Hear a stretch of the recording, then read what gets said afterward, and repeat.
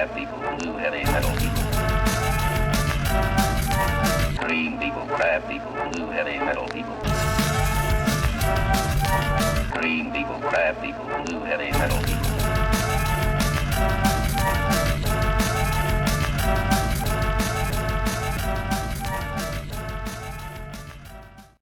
Hey, this is Malorian, and this is going to be another War Machine Wednesday Battle Report. And in this one here, we're having Josh with his Retribution.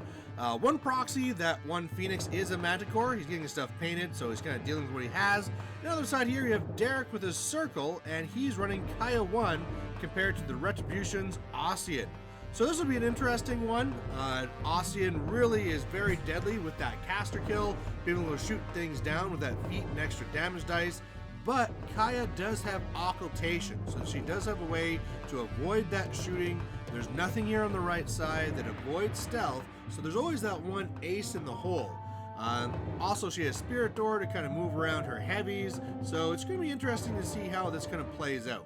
So one of the first things that we got to see is that the Druids, they changed, so that now they don't no longer have Advanced Deploy, and instead they have Apparition. So at the start of the turn, they got a 2-inch move up. After that, the stones moved up, the Reeves are going up to that top hill, the Druids are running up. Stone's making little holes here, so at the bottom he has his Stalker and Riphorn that go into it. The top stones, he's going to be having his Razor Wing and his Feral. He also has his Lord of the Feast that's going up there, being in the stones. And that Lord of the Feast, he's a dangerous guy, especially if you have him in stones. So otherwise, yeah, they're all getting into there. Here comes the Feral. And then one of the last things here is going to be Kaya, who's going to move up, put Occultation up with the Druids so they can't be shot, and that's going to be it. So now we're going on to Retribution turn 1. He is going to be putting Quicken and Deadeye onto the Strike Force on the top. The Strike Force are going to zip up, and they are going to do some mean things to those Reeves there. I mean, with Deadeye, they're all getting additional dice to hit, and it's not like the Reeves have a lot of armor, so it's pretty easy to shoot them down once that happens. So he's going to start rolling these here, and all the Reeves are going to go down. So a whole unit eliminated just like that. It's just one of those things that happens. I mean, you can stay further back to avoid the first turn shoot down, but then you're giving up a lot of the board. So, do you want to give up everything or just try and push up a little bit at least?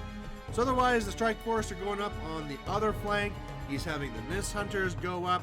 The Manticore is going to make a covering fire, which of course now is a wall template. That's a difference. And then the Banshee's getting up there, and that's really going to be it. So going on to Circle turn 2 now. He's going to try and decide what's going to be the best thing to do here. How do you attack this? How do you get into as many guns as possible so you can engage them and stop them from shooting? And so what he's going to do is he's going to drop Occultation from the Druids. They're going to Apparition up. And the first thing he's going to do is he's going to be going with the Lord of the Feast on the bottom. So he's measuring some ranges here, trying to see what beast he can actually get into his opponent.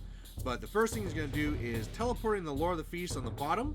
Once he's there, he's going to take a shot and then go base to base with that Jack. And then he's going to be doing his big Thresher to hit all of these guys. So he's going to do that, attack all of these Nis. I believe he's going to be ending up killing 3 of the Nis Hunters. And, that's not bad. You got 3 of those guys dead. You're right here in the middle of them. You also make some damage against the Jack, too, because why not? And, yeah. Lord of the Feast, always an annoying piece to try and face against.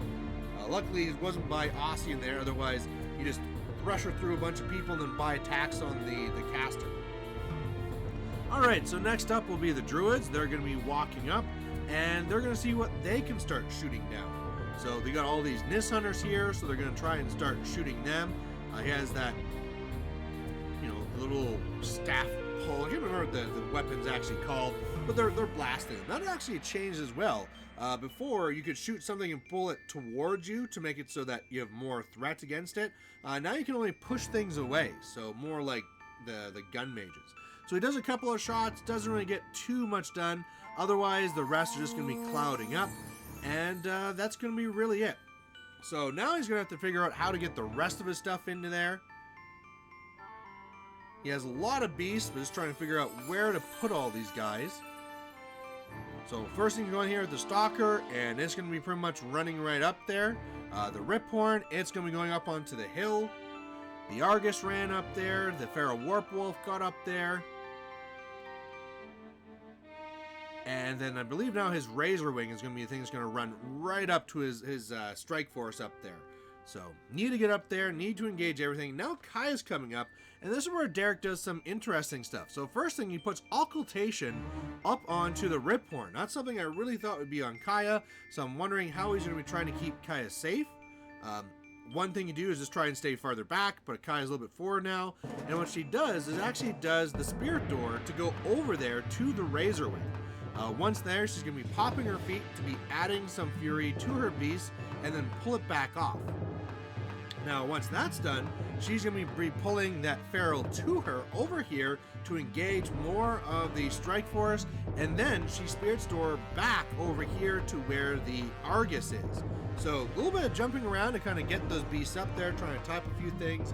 But when I saw this and saw that Occultation wasn't on Kaya and that she wasn't camping anything, I really don't see how she's going to survive this. So Ossyan is going to go, and he's going to go up and pop his feet.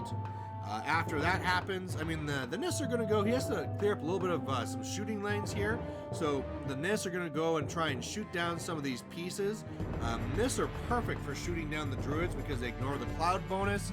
So he's going to start doing that. There's also the shifting stones he tried putting in the way as well, which he's going to have to try and shoot through to, again, try and open up those line of sights because he wants to try and get in there as much as possible. And so the Nyss are going to go in there, and they're going to kill a few Druids. They're going to do a combination onto the stone, trying to take it down, but it didn't really work out the way that they hoped, so he's not going to get another big shot onto Kaya or anything like that. And actually, I guess I'm getting kind of ahead of myself here right now. It was more of the planning stage where he's getting everything done. But now this is where he's going to be taking those shots, and this is really a list that's very, very dangerous. By the way, of course, Deadeye is out and all those things. They're going to be really easy to hit. Now you're seeing, now I got ahead of myself. Now the Nyss are shooting down all the Druids. You can see how quickly they're going down when there's Deadeye and they're ignoring the cover. Concealment, rather. Now the Strike Force. Now the Strike Force, a lot of them are being tied up by those two beasts, but there's half of them that can go around and make their attacks. And so now they're going to be making their attacks against Kaya. And yeah, I think it's like the first or the second shot, Kaya goes down, and that's the game. So the game just ended on Assassination. So what are your guys' thoughts? It's a little bit of a rough matchup for him. Yeah. He needed to put Occultation on Kaya and leave. Yeah, I realized that as soon as I made the decision of what I was going to do with the turn. I was like, oh, I really should have had Occultation on Kaya, but I'd already gone that far, so. Yeah, he said casting Occultation. I was like, attaboy, and then, oh no! I thought. Yeah. No, as soon as I started, I was like, I need to put more stuff there, and I was like, oh well, this is kind of done, but whatever. If you don't do that, then I use my Banshee gun to knock over the Warpwolf. Give him 2 to headbutt, knock over there. Can't do anything about that. No, it's pretty much a tough target. And then I'm going to try to kill the 2 War Beasts. And then the Nyss, we're going to clean out the Druids. And then just hope that you don't have enough to kill both my heavies. Yeah. But it's pretty risky because that guy is he is. Yeah. Because he just kind of walks over here, threshers, kills all that, and then just buys attacks. Yeah. So it's one of those things, but. No, I think my other list would have been a better drop here, and I knew that going in, but. Again, with Balder? Yeah. Balder 1? Well, it's just there's so much more armor going on, power 10s. It's less of an issue I would have, and I can put up more trees and stuff to block sight. This side of the table is also just really hard for me because I don't have anything to hide in. Yeah, So. It was either one of 2 things were going to happen. You were going to give up scenario and hit that hill, right? Yeah. Pile everything up onto the hill, or you're going to take scenario, which I thought you were going to do. I thought you were going to just run Kaya to here and just start dominating. Yeah, well, I didn't want to put Kaya there because, again, pretty much the same thing. You could move up and just shoot me even with Occultation up, so I knew I needed to get guys there, but I had no way of easily providing a warp point, I guess, for Kaya to get back over there, so... Yeah, it's one of those things where you have to measure, Basically measure 5 to the back of the druid's base. Yeah. So it gives you an extra 3 inches of clear in case they clear them out. Yeah. So that they can't get within your stealth range to ignore stealth. Mm-hmm. And then you put up clouds. Because one thing that this list cannot deal with is clouds over stealth. Clouds over stealth. Yes. So defensive tech with clouds over stealth, this list cannot get through. Because these guys ignore clouds but not stealth. And normally these would be riflemen which ignore stealth but not clouds. So it's a matter of like you're having to pick through the layers. Yeah. But keeping the druids back far enough where the clouds mean something and the stealth means something, but not too far where they're not in the game anymore. And with pre-measure, luckily that's a totally doable thing. So you can put up 3 clouds, Kaya, Stalker, Stones, stealth on Kaya, and then you have sort of a base to work from that you could place right here. And I can't really do anything really about that. Like I can kill the other things, but the Stalker is a big piece that is very difficult to kill. Now the one thing too, I think I had enough distance. I didn't measure it really well. I just ended up putting the stone there because I knew it was a safe location in terms of like distance wise. I think I could have got the stone right up to like here. They ignore. They ignore intervening. I did not know that. Yeah, it's only the stealth. The stealth was your ace in the hole. What I was trying to do was trying to figure out a way that I could kill this stone. Because I could move up and slam him into her, knocking her down, and then that takes the dice out of it. But 10s, and I had 12, 15, 14, 15, 16, 17, 18, 19, 20 shots without miss. So it's reasonable that I'm going to roll a couple of 10s in there. Yeah. But if you can't, like if you put occultation on yourself, count 4, you can't go for the assassination. I don't think the dice work. I think the game almost goes the same way, because if you kill those 2 heavies, it's pretty hard to come back from that. Yeah, that's pretty much where all my points are, so. Yeah, the 2, losing him and losing the feral are really damaging. He can't do as much work, but he can still do his work. And he can kill these, right? These guys, I think these guys would have a hard time single one rounding up a beast. Because they're mat 6. If I recall. And they're not all that high power strength. Like they're strong enough to kill a werewolf, but They're pretty like low-ish armor for a heavy, but I mean this guy's sitting at armor 19, so. He's 12-19. Yeah. Yeah, that's the best stat block in the game.